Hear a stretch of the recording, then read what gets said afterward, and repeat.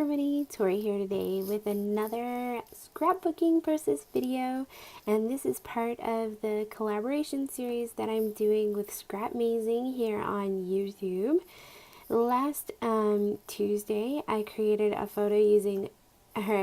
layout using a large photo, which I just showed you, and I'm going to do the same thing today, and I'm going to create this second page, and I want it to match the first page because they're going to go right next to each other in the wedding scrapbook that I created for my friend Carly.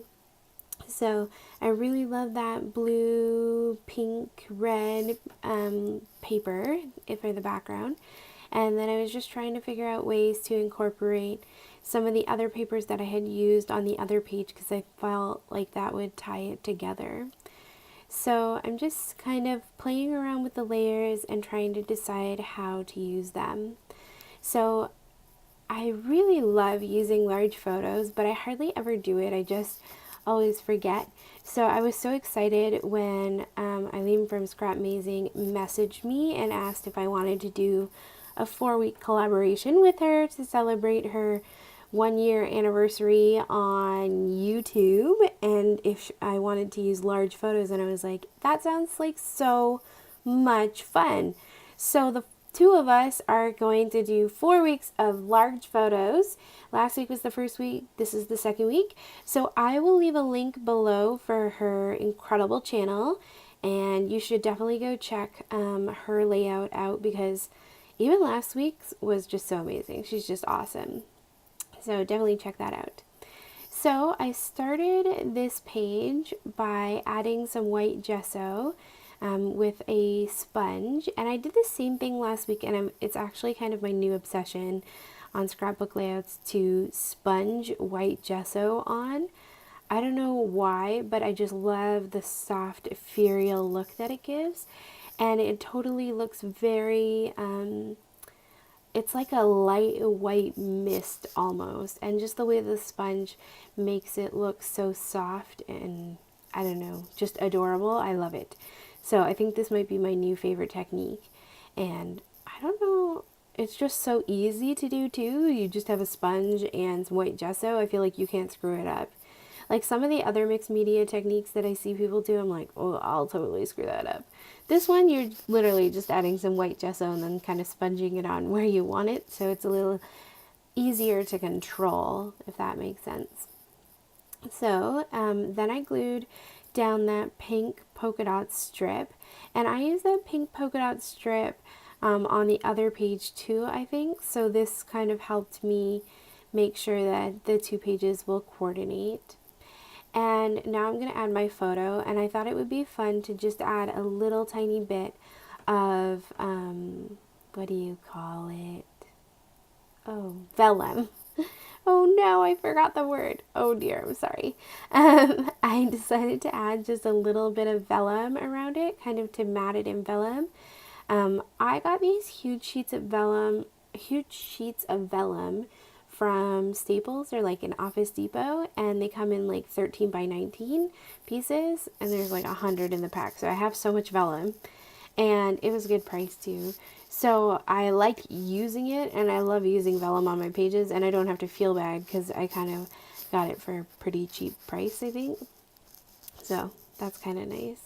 So after I added the vellum, I decided to also mat the photo in this polka dot paper.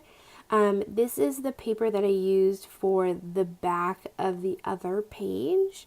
So this will also tie the two pages together because there will be a little pop of this polka dot paper. And this polka dot paper is the same color scheme as the paper that I'm using for the back of this page. So they coordinate well, even if they're kind of like two different bold patterns. So I like it. It's fun. And if you already have your vellum out, why not just use it again and mat it again with vellum? I don't know if you guys have ever tried this, but matting your photo or object or whatever in multiple layers of vellum is really fun because it's kind of nice to see how the vellum plays with the other vellum, and it creates like a really fun texture while still being like soft and not taking up a ton of like attention if that makes sense. So I would definitely recommend it if you haven't tried it before. So it's kind of fun. And then I decided to add some gold Heidi Swap Color Shine. I had used it on the other layout too, and I thought I wanted to use it on here too. And also, like, we all know that gold Heidi Swap Color Shine is just like the bomb. So I definitely wanted to use that. By the way, while I'm doing this, if my voice sounds a little funny, I'm sorry. I've kind of been sick and I haven't been sleeping well, so my throat feels a little sore today, a little scratchy, but that's okay. We have a layout to do and I'm excited about it, so why stop when you can just go ahead and share an epic layout with a huge photo. So that's kind of fun. So then I'm going to stick the photo down, and I originally had decided to do it vertically. Then I was like, oh, maybe horizontal will look good. Nope, didn't. Went back to vertical. But sometimes I include those things in the videos because I want you guys to know that I don't just like come up with everything right off the top of my brain. Like, I actually have to think of things sometimes and play around and move things around to kind of decide where they're going to go.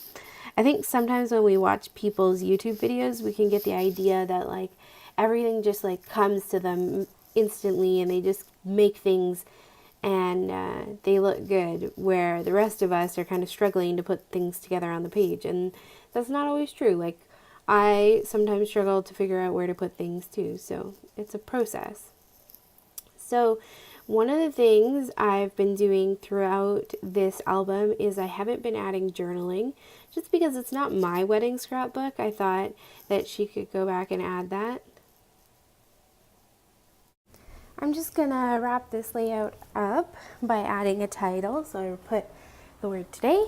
Then I'm gonna add some of those fussy cut flowers that I did some hand stitching on, and a couple of enamel dots and puffy stickers, and that's kind of going to be it for this layout. I just love how girly and adorable it looks, and I really love that it coordinates with the other page that's going to go on the other page, or on the other side. I don't usually do double page spreads, and I don't usually care, but every once in a while I like to, and this is kind of how I do them. I make one page, then I try to make the other page so it coordinates versus trying to do two pages together. Anyways, that's pretty much it for me today. Or all I have to say. My throat is sore, so I don't want to spend too much time talking. But thank you for joining me today. I hope that you'll like and subscribe if you haven't already done that. And I also hope that you'll check out Scrapmazing. I'll leave a link for her below. Thanks so much. See you on Thursday.